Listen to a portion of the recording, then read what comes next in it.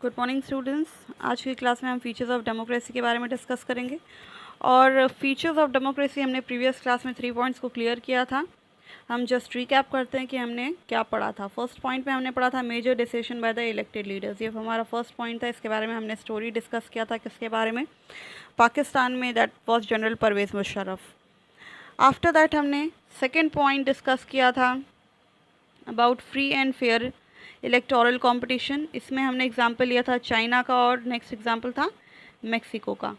So after that third point हमने discuss किया था 1 पर्सन 1 वोट एंड 1 वैल्यू। इसमें हमने 3 पॉइंट्स में डिस्कस किया था। सऊदी अरेबिया का एग्जांपल था, एस्टोनिया का एग्जांपल था। आफ्टर दैट हमने फिजी का एग्जांपल लिया था। सो आज की क्लास में हम डिस्कस करेंगे third point, that is rule of law and respect for rights. अब ये पॉइंट को हम इलेबोरेट करते हैं कि ये पॉइंट में क्या बताया गया है। यहाँ पे जिम्बाब्वे की स्टोरी है। जिम्बाब्वे कहाँ पर है? अफ्रीका में है। Zimbabwe attain independence from white minority rule in 1980। और यहाँ पर वाइट मिनॉरिटी लोग रूल कर रहे थे और उन्हें फ्रीडम कब मिला था? 1980 के ईयर में मिला था। Since then the country have become ruled by ZANU PF. और यहाँ पर उसके बाद से जो कंट्री में रूल हो रहा था ZANU, जानू पीएफ पार्टी लीड कर रही थी। क्योंकि ये स्ट्रगल जब हो रहा था you can say white minority के साथ, तो ये काफ़ी स्ट्रगल करने वाली पार्टी थी और इसी ने समझ लो इंडिपेंडेंस में काफ़ी कंट्रीब्यूशन भी दिया था। बहुत पुरानी पार्टी है, जैसे इंडिया में इंडियन नेशनल कांग्रेस है। Its leader Robert Mugabe. और यहाँ पर एक लीडर है रॉबर्ट मुगबे, जिसका काफ़ी बड़ा रोल था। और ये इंडिपेंडेंस के बाद rule the country since independence, उसके बाद से इंडिपेंडेंस से ही ये कंटिन्यू रूल कर रहा था। Election were held regularly and one by ZANU PF. यहाँ पर इलेक्शन हमेशा होता था, मगर जीतता कौन था? जीतने वाला जानू पीएफ के पार्टी का था, वो मॉकबे ही था।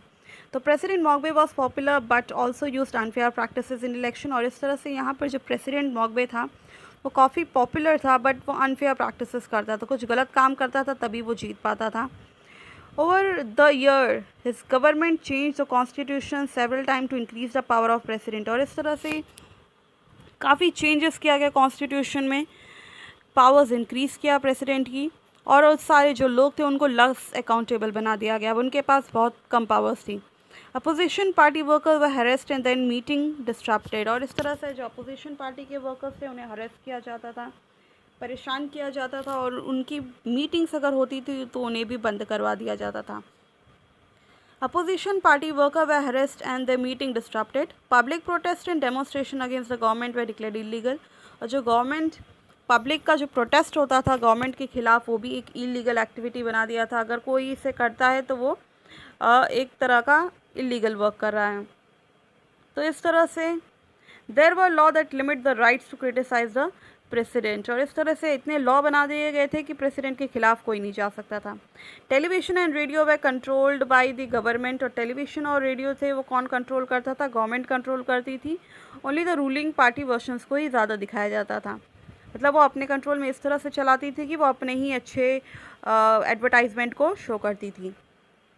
There were independent newspaper but the government harassed those journalist who went against it. और इस तरह से वहाँ पर बहुत इंडिपेंडेंट न्यूज़पेपर वाले थे, और वो अगर कुछ लिख देते थे तो गवर्नमेंट उन्हें हरेस करती थी, जर्नलिस्ट थे उन्हें परेशान करती थी। तो इस तरह से government ignored some court judgement that went against it. और इस तरह से गवर्नमेंट अगर कोई जजमेंट आ जाती थी गवर्नमेंट के ख़िलाफ़ तो उसे भी वो इग्नोर करते थे और उसे प्रेशराइज़ करते थे, वो जजेस को भी परेशान करते थे। He was forced out of office in 2017। इस तरह से उन्हें निकाल भी दिया जाता था ऑफिस से। The example of Zimbabwe shows that popular approval of the ruler is necessary in democracy. तो इस तरह से जो जिम्बाब्वे का एग्जाम्पल है, तो popular approval of the rulers, इस तरह से यहाँ के पॉपुलर रूलर डेमोक्रेसी में काफ़ी डिस्टर्बेंस क्रिएट कर रहे थे। डेमोक्रेसी में जो आज़ादी लोगों को मिलनी चाहिए वो नहीं मिल पा रही थी, but it is not sufficient. जो हमने देखा जो अप्रूवल लोग कर रहे थे ये सफिशिएंट नहीं था। Popular government can be undemocratic, ये भी हम डिस्कस कर रहे हैं कि जो पॉपुलर गवर्नमेंट है, जैसे यहाँ पर मॉकबे था, ये भी एक अनडेमोक्रेटिक वे से ही बिहेव करता था लोगों के साथ। Popular leader can be autocratic. और इस तरह से पॉपुलर लीडर भी लोगों को परेशान करने वाले हो सकते हैं, इवन दो वो अच्छा काम करते हैं मगर वो भी लोगों को परेशान करके ही करते हैं। If you wish to assess a democracy it is important to look at the election. अगर हम डेमोक्रेसी को देखते हैं तो हमें ये भी देखना ज़रूरी है कि इलेक्शन में क्या करते हैं। But it is equally important to look after before and after the election, और उसके बाद भी इलेक्शन के आसपास भी हमें देखना चाहिए कि वो जो गवर्नमेंट है वो कैसे काम करती है। देखो इसमें भी वो एक अनफेयर प्रैक्टिस करती थी, ओके। और इस तरह से तो ये डेमोक्रेसी होते हुए भी फ्रीडम नहीं है लोगों के पास। There should be sufficient room for normal political activities include political opposition in the period before the election. और इस तरह से वहाँ पर एक रूम होना चाहिए, सेपरेट रूम, जहाँ पर जो पॉलिटिकल एक्टिविटीज़ होती है, जो पॉलिटिकल के अपोजिशन वाले लोग हैं, उन्हें भी टाइम मिलना चाहिए कि वो अपने पार्टी के बारे में, अपने देश के बारे में कुछ अच्छा सोचे, कुछ उसमें चेंजेस लेकर आए, मगर उन्हें बिल्कुल अवॉइड किया जा रहा था यहाँ पर। This required that the state should give some basic rights of the citizen. और इस तरह से स्टेट को कुछ राइट्स देना चाहिए, चाहे वो अपोजिशन पार्टी हो, चाहे कोई सिटीज़न हो, उनकी राइट्स को नहीं लेना चाहिए। They should be free to think, have opinion, to express these in public, to form association in protest and take other political action। तो इस तरह से लोगों के पास सोचने की आज़ादी होनी चाहिए, उनका ओपिनियन भी होना चाहिए, वो एक्सप्रेस करें।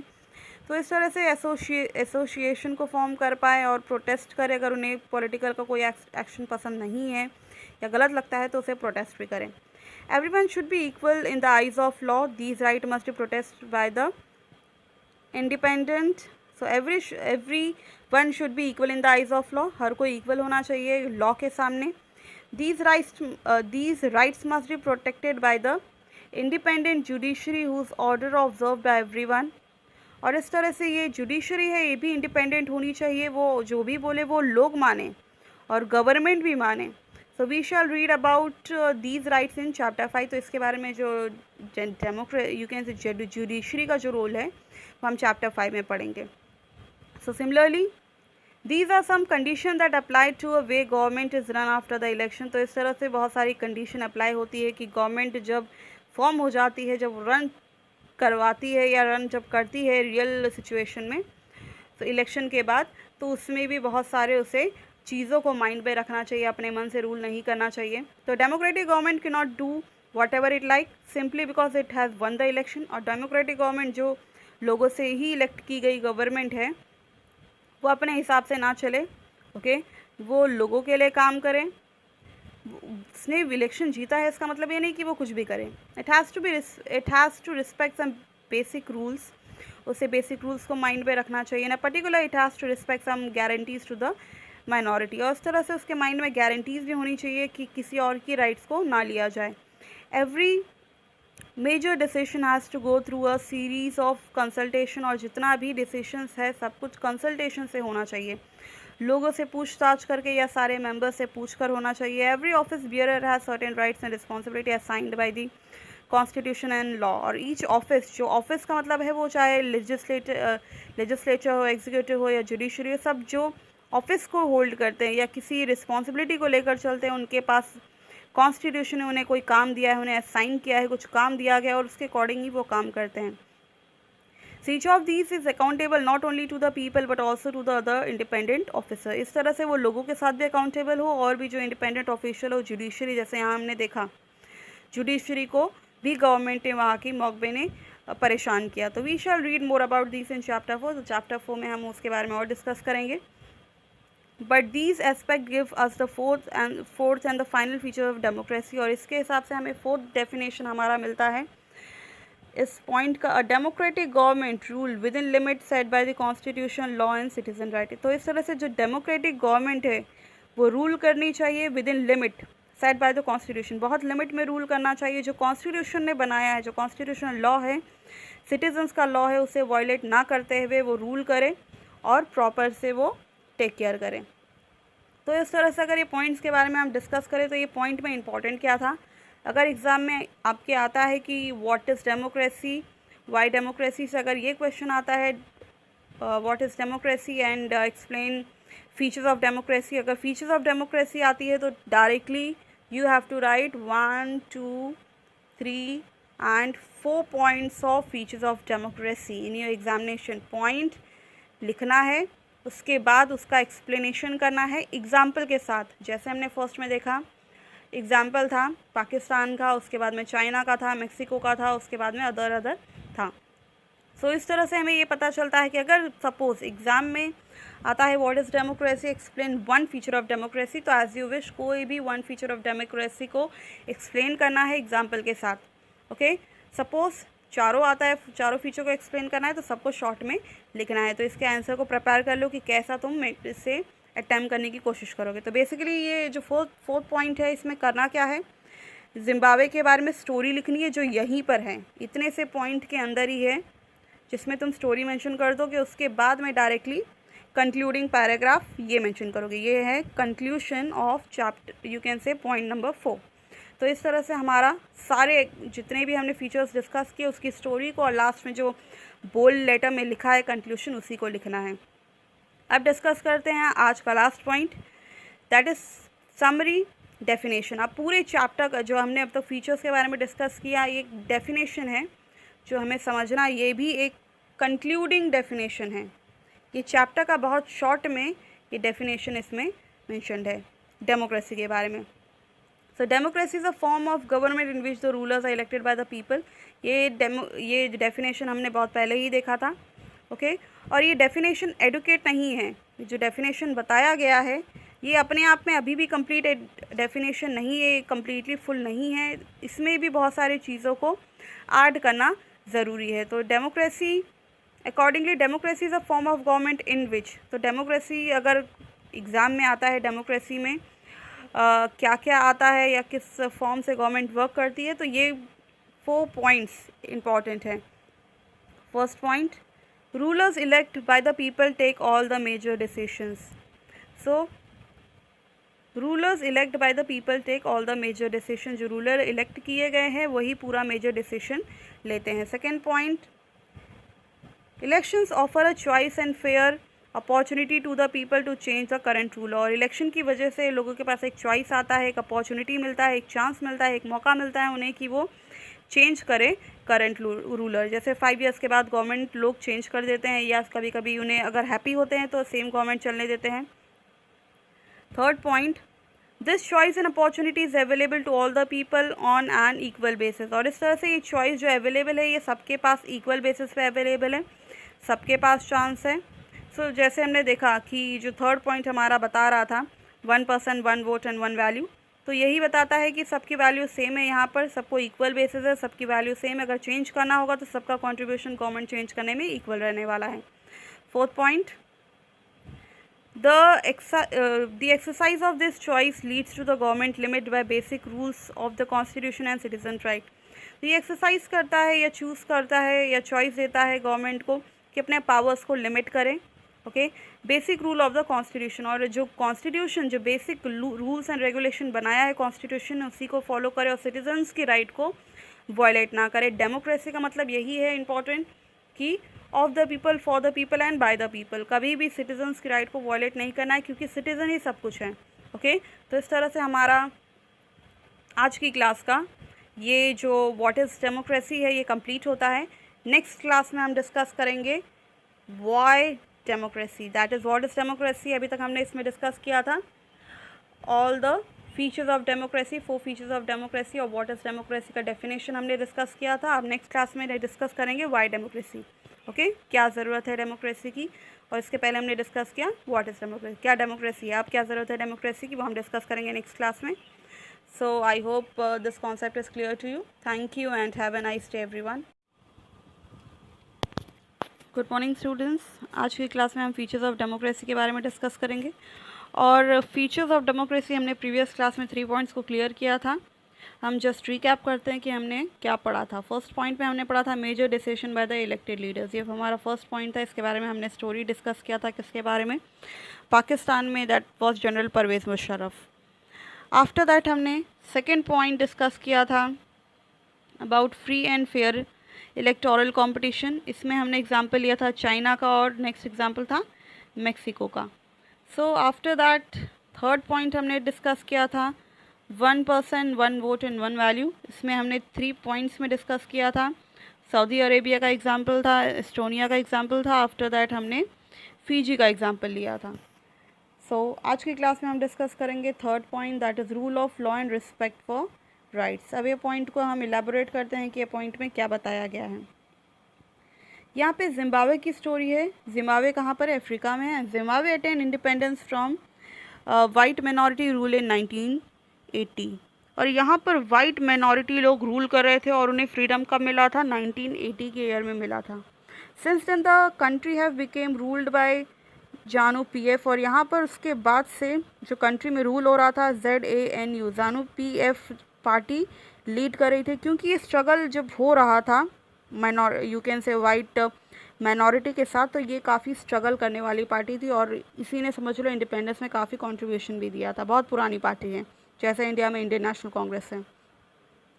इट्स लीडर रॉबर्ट मुगबे, और यहाँ पर एक लीडर है रॉबर्ट मुगबे जिसका काफ़ी बड़ा रोल था, और ये इंडिपेंडेंस के बाद rule the country since independence, उसके बाद से इंडिपेंडेंस से ही ये कंटिन्यू रूल कर रहा था। Election were held regularly and one by ZANU PF, और यहाँ पर इलेक्शन हमेशा होता था, मगर जीतता कौन था? जीतने वाला जानू पीएफ के पार्टी का था, वो मॉकबे ही था। तो president Mugabe was popular but also used unfair practices in election, और इस तरह से यहाँ पर जो प्रेसिडेंट मॉकबे था वो काफ़ी पॉपुलर था, बट वो अनफेयर प्रैक्टिसेस करता था, कुछ गलत काम करता था, तभी वो जीत पाता था। Over the year his government change the constitution several time to increase the power of president, और इस तरह से काफ़ी चेंजेस किया गया कॉन्स्टिट्यूशन में, पावर्स इंक्रीज़ किया प्रेसिडेंट की, और सारे जो लोग थे उनको लस अकाउंटेबल बना दिया गया। अब उनके पास बहुत कम पावर्स थी। अपोजिशन पार्टी वर्कर्स व हरेस्ट एंड देन मीटिंग डिस्ट्रप्टेड, और इस तरह से जो अपोजिशन पार्टी के वर्कर्स थे उन्हें हरेस्ट किया जाता था, परेशान किया जाता था, और उनकी मीटिंग्स अगर होती थी तो उन्हें भी बंद करवा दिया जाता था। Opposition party worker were harassed and their meeting disrupted. Public protest and demonstration against the government were declared illegal. और जो गवर्नमेंट पब्लिक का जो प्रोटेस्ट होता था गवर्नमेंट के खिलाफ, वो भी एक इलीगल एक्टिविटी बना दिया था। अगर कोई इसे करता है तो वो एक तरह का इलीगल वर्क कर रहा है। तो इस तरह से there were law that limit the rights to criticise the president, और इस तरह से इतने लॉ बना दिए गए थे कि प्रेसिडेंट के खिलाफ कोई नहीं जा सकता था। Television and radio way controlled by the government, और टेलीविज़न और रेडियो थे वो कौन कंट्रोल करता था? गवर्नमेंट कंट्रोल करती थी। Only the ruling party versions को ही ज़्यादा दिखाया जाता था, मतलब वो अपने कंट्रोल में इस तरह से चलाती थी कि वो अपने ही अच्छे एडवर्टाइजमेंट को शो करती थी। There were independent newspaper but the government harassed those journalist who went against it, और इस तरह से वहाँ पर बहुत इंडिपेंडेंट न्यूज़पेपर वाले थे, और वो अगर कुछ लिख देते थे तो गवर्नमेंट उन्हें हरेस करती थी, जर्नलिस्ट थे उन्हें परेशान करती थी। तो इस तरह से government ignored some court judgement that went against it, और इस तरह से गवर्नमेंट अगर कोई जजमेंट आ जाती थी गवर्नमेंट के खिलाफ तो उसे भी वो इग्नोर करते थे और उसे प्रेशराइज करते थे, वो जजेस को भी परेशान करते थे। He was forced out of office in 2017, इस तरह से उन्हें निकाल भी दिया जाता था ऑफिस से। The example of Zimbabwe shows that popular approval of the ruler is necessary in democracy. तो इस तरह से जो जिम्बाब्वे का एग्जाम्पल है तो popular approval of the rulers, इस तरह से यहाँ के पॉपुलर रूलर डेमोक्रेसी में काफ़ी डिस्टर्बेंस क्रिएट कर रहे थे। डेमोक्रेसी में जो आज़ादी लोगों को मिलनी चाहिए वो नहीं मिल पा रही थी, but it is not sufficient. जो हमने देखा जो अप्रूवल लोग कर रहे थे ये सफिशिएंट नहीं था। Popular government can be undemocratic, ये भी हम डिस्कस कर रहे हैं कि जो पॉपुलर गवर्नमेंट है, जैसे यहाँ पर मॉकबे था, ये भी एक अनडेमोक्रेटिक वे से ही बिहेव करता था लोगों के साथ। Popular leader can be autocratic, और इस तरह से पॉपुलर लीडर भी लोगों को परेशान करने वाले हो सकते हैं, इवन दो वो अच्छा काम करते हैं मगर वो भी लोगों को परेशान करके ही करते हैं। If you wish to assess a democracy it is important to look at the election. अगर हम डेमोक्रेसी को देखते हैं तो हमें ये भी देखना ज़रूरी है कि इलेक्शन में क्या करते हैं, but it is equally important to look after before and after the election, और उसके बाद भी इलेक्शन के आसपास भी हमें देखना चाहिए कि वो जो गवर्नमेंट है वो कैसे काम करती है। देखो इसमें भी वो एक अनफेयर प्रैक्टिस करती थी, ओके, और इस तरह से तो ये डेमोक्रेसी होते हुए भी फ्रीडम नहीं है लोगों के पास। There should be sufficient room for normal political activities include political opposition in the period before the election, और इस तरह से वहाँ पर एक रूम होना चाहिए, सेपरेट रूम, जहाँ पर जो पॉलिटिकल एक्टिविटीज़ होती है, जो पॉलिटिकल के अपोजिशन वाले लोग हैं उन्हें भी टाइम मिलना चाहिए कि वो अपने पार्टी के बारे में, अपने देश के बारे में कुछ अच्छा सोचे, कुछ उसमें चेंजेस लेकर आए, मगर उन्हें बिल्कुल अवॉइड किया जा रहा था यहाँ पर। This required that the state should give some basic rights of the citizen, और इस तरह से स्टेट को कुछ राइट्स देना चाहिए, चाहे वो अपोजिशन पार्टी हो चाहे कोई सिटीज़न हो, उनकी राइट्स को नहीं लेना चाहिए। They should be free to think, have opinion, to express these in public, to form association in protest and take other political action। तो इस तरह से लोगों के पास सोचने की आज़ादी होनी चाहिए, उनका ओपिनियन भी होना चाहिए, वो एक्सप्रेस करें, तो इस तरह से एसोसिएशन को फॉर्म कर पाए और प्रोटेस्ट करें। अगर उन्हें पॉलिटिकल का कोई एक्शन पसंद नहीं है या गलत लगता है तो उसे प्रोटेस्ट भी करें। Everyone should be equal in the eyes of law, these right must be protest by the independent. So every one should be equal in the eyes of law, हर कोई इक्वल होना चाहिए लॉ के सामने। These rights must be protected by the independent judiciary whose order observe by everyone.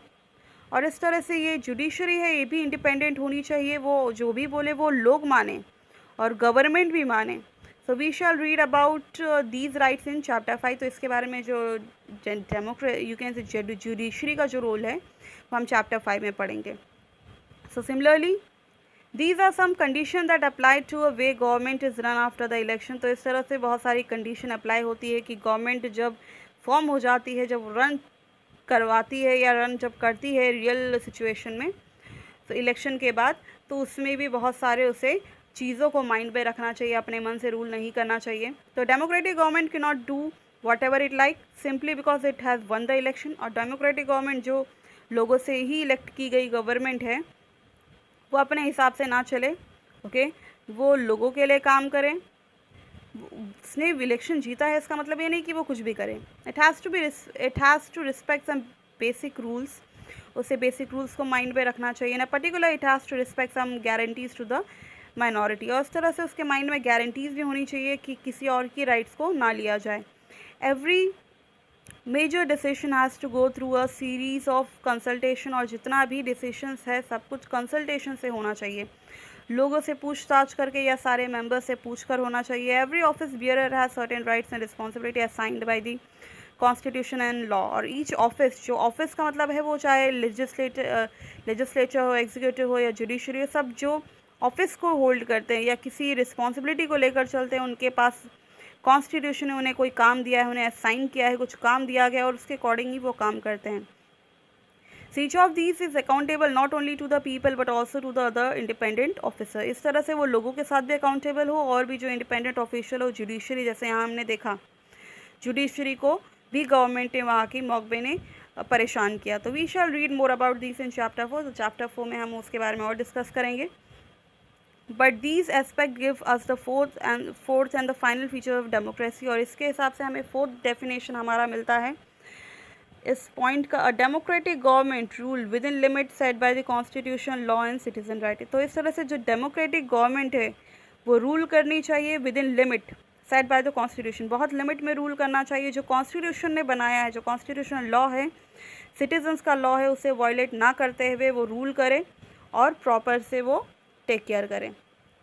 तो इस तरह से अगर ये पॉइंट्स के बारे में हम डिस्कस करें तो ये पॉइंट में इंपॉर्टेंट क्या था, अगर एग्ज़ाम में आपके आता है कि what is democracy, why democracy, से अगर ये क्वेश्चन आता है what is democracy and explain features of democracy, अगर फीचर्स ऑफ डेमोक्रेसी आती है तो directly you have to write 1, 2, 3 and 4 points of features of democracy in your examination. Point लिखना है, उसके बाद उसका एक्सप्लेनेशन करना है एग्जाम्पल के साथ। जैसे हमने फर्स्ट में देखा एग्जाम्पल था पाकिस्तान का, उसके बाद में चाइना का था, मेक्सिको का था, उसके बाद में अदर था।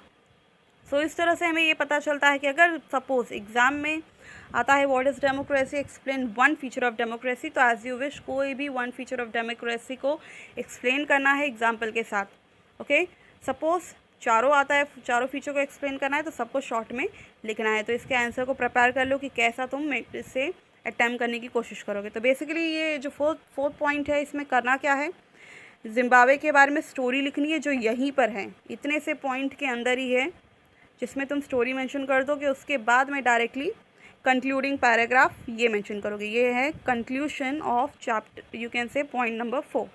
तो इस तरह से हमारा सारे जितने भी हमने फीचर्स डिस्कस किए उसकी स्टोरी को और लास्ट में जो बोल्ड लेटर में लिखा है कंक्लूशन, उसी को लिखना है।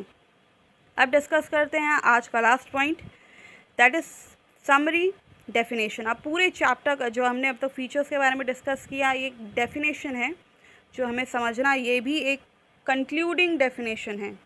ये चैप्टर का बहुत शॉर्ट में ये डेफिनेशन इसमें मेंशन्ड है डेमोक्रेसी के बारे में। So democracy is a form of government in which the rulers are elected by the people. ये डेफिनेशन हमने बहुत पहले ही देखा था, ओके। और ये डेफिनेशन एडुकेट नहीं है, जो डेफिनेशन बताया गया है ये अपने आप में अभी भी कंप्लीट डेफिनेशन नहीं है, कम्प्लीटली फुल नहीं है, इसमें भी बहुत सारी चीज़ों को ऐड करना ज़रूरी है। तो democracy accordingly democracy is a form of government in which, तो डेमोक्रेसी अगर एग्ज़ाम में आता है डेमोक्रेसी में क्या क्या आता है या किस फॉर्म से गवर्नमेंट वर्क करती है, तो ये 4 पॉइंट्स इम्पॉर्टेंट हैं। First point, rulers elect by the people take all the major decisions. So rulers elect by the people take all the major decision, जो रूलर इलेक्ट किए गए हैं वही पूरा मेजर डिसीशन लेते हैं। Second point, elections offer a choice and fair opportunity to the people to change the current ruler. और election की वजह से लोगों के पास एक चॉइस आता है, एक अपॉर्चुनिटी मिलता है, एक चांस मिलता है, एक मौका मिलता है उन्हें कि वो चेंज करें करंट रूलर। जैसे 5 ईयर्स के बाद गवर्नमेंट लोग चेंज कर देते हैं, या कभी कभी उन्हें अगर हैप्पी होते हैं तो सेम गवर्नमेंट चलने देते हैं। Third point, this choice and opportunity is available to all the people on an equal basis. और इस तरह से ये चॉइस जो अवेलेबल है ये सबके पास इक्वल बेसिस पे अवेलेबल है, सबके पास चांस है। सो जैसे हमने देखा कि जो थर्ड पॉइंट हमारा बता रहा था 1 पर्सन 1 वोट एंड 1 वैल्यू, तो यही बताता है कि सबकी वैल्यू सेम है, यहाँ पर सबको इक्वल बेसिस है, सबकी वैल्यू सेम है। अगर चेंज करना होगा तो सबका कॉन्ट्रीब्यूशन गवर्नमेंट चेंज करने में इक्वल रहने वाला है। Fourth point, the exercise of this choice leads to the government limit by basic rules of the constitution and citizen right। तो ये एक्सरसाइज करता है या चूज़ करता है या चॉइस देता है गवर्नमेंट को कि अपने पावर्स को लिमिट करें, okay, basic rule of the constitution. और जो कॉन्स्टिट्यूशन, जो बेसिक रूल्स एंड रेगुलेशन बनाया है कॉन्स्टिट्यूशन ने, उसी को फॉलो करे और सिटीजन्स की राइट को वायलेट ना करे। डेमोक्रेसी का मतलब यही है इम्पॉर्टेंट कि of the people, for the people and bye the people. कभी भी सिटीजन्स की राइट को वायलेट नहीं करना है, क्योंकि सिटीजन ही सब कुछ है, ओके। तो इस तरह से हमारा आज की क्लास का ये जो व्हाट इज़ डेमोक्रेसी है ये कंप्लीट होता है। नेक्स्ट क्लास में हम डिस्कस करेंगे why democracy, that is what is democracy. अभी तक हमने इसमें डिस्कस किया था all the features of democracy, 4 features of democracy, और व्हाट इज़ डेमोक्रेसी का डेफिनेशन हमने डिस्कस किया था। अब नेक्स्ट क्लास में डिस्कस करेंगे व्हाई डेमोक्रेसी, ओके, क्या ज़रूरत है डेमोक्रेसी की। और इसके पहले हमने डिस्कस किया व्हाट इज़ डेमोक्रेसी, क्या डेमोक्रेसी है, अब क्या ज़रूरत है डेमोक्रेसी की, वो हम डिस्कस करेंगे नेक्स्ट क्लास में। So I hope this concept is clear to you. Thank you and have a nice day everyone.